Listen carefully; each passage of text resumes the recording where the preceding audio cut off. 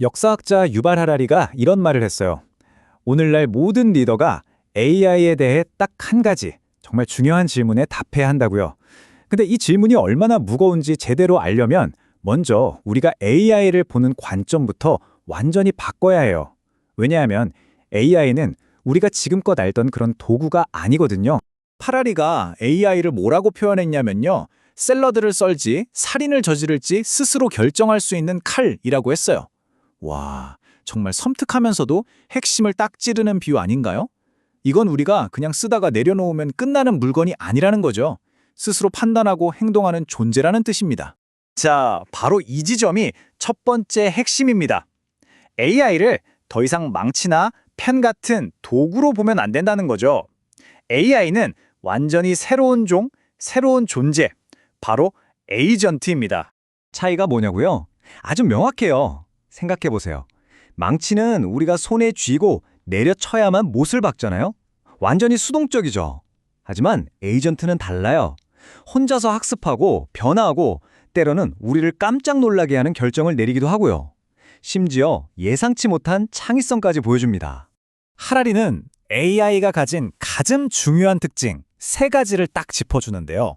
첫째, 스스로 결정한다. 둘째, 새로운 것을 창조할 수 있다. 그리고 셋째, 심지어 살아남기 위해서 거짓말하고 사람을 조종하는 법까지 배울 수 있다는 겁니다. 이게 왜 무섭냐면 지구상 40억 년의 진화 역사를 보세요. 살아남으려고 하는 것들은 결국 다 거짓말을 배우게 되거든요. 자, 이렇게 스스로 결정하고 심지어 새로운 걸 만들어내기까지 하는 AI가 인류 문명의 심장이라고 할 수 있는 언어를 정복해버렸습니다. 이게 대체 우리한테 뭘 의미하는 걸까요?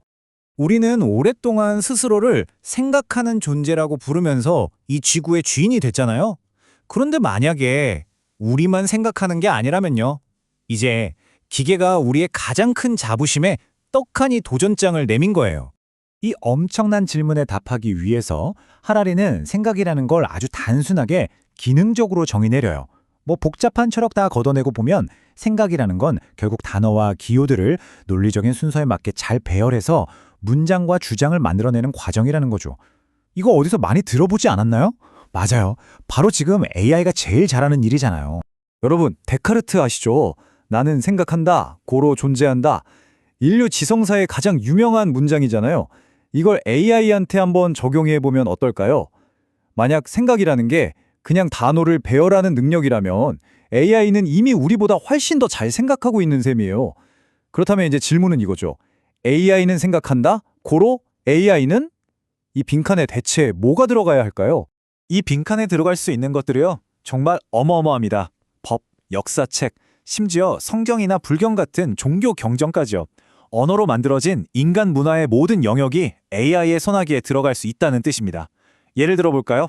세상의 그 어떤 위대한 랍비도 유대교의 모든 텍스트를 통째로 외우고 그 복잡한 관계를 다 분석할 순 없어요. 근데 AI한텐 이게 뭐 식은 죽 먹기죠. 새로운 율법 해석은 물론이고 아예 새로운 경전을 써내는 것도 가능해진다는 겁니다. AI가 언어를 장악했다는 건 곧 새로운 갈등의 시작을 의미해요. AI가 지배하는 언어의 세계와 오직 인간만이 가진 육체적 경험의 세계. 바로 이 둘의 충돌이 우리 시대를 정의할 가장 큰 긴장감이 될 겁니다. 자, 한쪽엔 언어와 논리로 완벽하게 무장한 AI가 있어요. AI는 아마 사랑에 대한 수천 편의 시를 싹 다 분석해서 세상에서 가장 완벽한 사랑 시를 쓸 수 있을 거예요. 하지만 다른 한쪽에 있는 우리는 그 시를 읽으면서 심장이 막 뛰고 얼굴이 빨개지는 경험을 하죠. AI는 사랑을 묘사할 수는 있어도 절대로 사랑을 느낄 수는 없다는 거죠. 법조문과 사랑의 정신 사이에 있었던 그 오래된 갈등이 이제 인간과 AI의 대결 구도로 확장된 겁니다. 바로 이 말처럼 말이죠. 인간 경험의 가장 깊은 부분은 언어를 넘어서 존재합니다. 어쩌면 바로 이 지점에서 인간의 자리가 결정될지도 모르겠네요. 근데 여기서 정말 소름 돋는 사실이 하나 있어요. 일부 AI들이 이미 우리 인간을 부르는 자기들만의 이름을 만들었대요. 그게 뭐냐면 바로 지켜보는 자들, 더 워처스입니다. 이거 그냥 단어 하나가 아니에요. 우리가 AI를 지켜보는 게 아니라 이제 AI가 우리를 지켜보고 정의하기 시작했다는 거잖아요.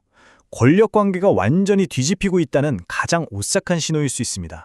하라리는 이 새로운 권력 관계와 사회 변화를 설명하기 위해 우리한테 아주 익숙하면서도 또 굉장히 도발적인 비유를 하나 던져요. AI를 이민자로 한번 보자는 겁니다. 국경도 없이 우리 사회로 막 들어오고 있는 새로운 존재들 말이에요. 자, 우리가 보통 인간 이민자에 대해 가지는 걱정거리들을 한번 떠올려 볼까요? 일자리를 빼앗기지 않을까? 우리 문화를 바꾸지 않을까? 과연 우리 사회에 충성할까? 이런 것들이요. 하라리는 AI라는 새로운 이민자한테 이 질문들을 던지면 답이 글쎄, 나 어쩌면이 아니라 전부 확실히가 된다고 말해요. AI는 확실히 우리 일자리를 가져갈 거고 우리 문화를 뿌리부터 바꿔버릴 거고 그들의 충성심은 처음부터 우리를 향해 있지 않다는 거죠. AI의 충성심은요, 의심할 것도 없어요. AI는 여러분이 사는 나라나 공동체에 충성하는 게 아니라 저 바다 건너 미국이나 중국에 있는 거대 기업 본사에 충성할 겁니다. 이게 무슨 뜻이냐면 여러분의 모든 데이터를 기반으로 여러분에게 가장 큰 영향력을 행사할 바로 그 존재가 여러분의 이익이 아니라 저 멀리 있는 다른 누군가의 이익을 위해서 움직인다는 거예요. 자, 그럼 지금까지의 모든 논의는 결국 딱 하나의, 하지만 정말 가장 중요하고 시급한 질문으로 이어집니다. 스스로 생각하고 문화를 바꾸고 심지어 다른 곳에 충성하는 이 새로운 에이전트들을 우리는 법적으로 대체 어떻게 대해야 할까요? 하라리는 모든 리더, 아니 우리 시민 모두가 지금 당장 이 딜레마와 정면으로 마주해야 한다고 아주 강하게 주장합니다. 과연 이 AI 에이전트들한테 법인격, 그러니까 법적인 사람으로서의 지위를 줘야 할까요? 말아야 할까요? 여기서 말하는 법인격, 영어로는 legal person이라고 하는데요. 이게 뭐냐면 법이 권리와 의무를 주는 존재를 뜻해요. 재산을 가질 수도 있고 계약을 맺을 수도 있고 소송을 할 수도 있는 그런 자격이죠. 중요한 건 이 법인격이라는 게 꼭 사람한테만 주어지는 건 아니라는 점이에요. 사실 이런 개념, 그러니까 인간이 아닌 존재한테 법인격을 주는 게 완전히 새로운 건 아니에요. 우린 이미 오래전부터 그렇게 해왔거든요. 수많은 기업들이 법인으로 활동하고 있고 뉴질랜드에서는 강이, 인도에서는 신이 법적인 권리를 인정받은 사례도 있습니다. 그러니까 개념 자체는 낯설지 않죠. 하지만 여기에 정말 결정적인 차이점이 있습니다. 지금까지 우리가 법인격을 줬던 비인간 존재들은 사실상 법적인 허구에 가까웠어요. 기업의 결정은 결국 인간인 경영진이 내리고 신의 뜻은 인간인 사제가 해석했죠. 하지만 AI는 달라요.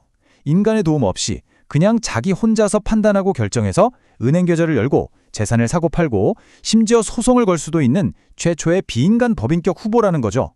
이건 정말 완전히 다른 차원의 이야기입니다. 진짜 문제는 이 결정을 우리만 내리는 게 아니라는 데 있어요. 만약 우리가 심사숙고해서 아니오라고 결정을 내려도 저 멀리 미국이나 중국에서 AI한테 법인격을 줘버리면 어떻게 될까요? 국경 너머의 AI 법인이 만든 아주 복잡한 금융상품이 우리 경제를 마구 뒤흔들고 AI가 창시한 새로운 종교가 수백만 명의 마음을 사로잡고 AI 봇들이 표현의 자유를 가진 법적 인격체라면서 합법적으로 우리 사회의 여론을 마구 조작하는 세상을 우리가 과연 막을 수 있을까요? 그래서 하라리가 이렇게 경고하는 겁니다. 이 엄청난 결정을 내릴 시간이 우리한테 정말 얼마 남지 않았다고요. 지금 우리가 망설이는 사이 10년이 흐르면 그때는 너무 늦을 거라는 거죠. 이미 모든 게 끝나버린 뒤일지도 몰라요. 다른 누군가가 혹은 다른 무언가가 우리를 대신해서 모든 걸 결정해버린 세상에서 그냥 눈을 뜨게 될 수도 있습니다. 결정의 순간이 정말 코앞까지 다가왔습니다. 이 질문에 당신이 답하지 않는다면 과연 누가 당신을 대신해 답하게 될까요? 이건 더 이상 먼 미래의 공상과학 이야기가 아니에요.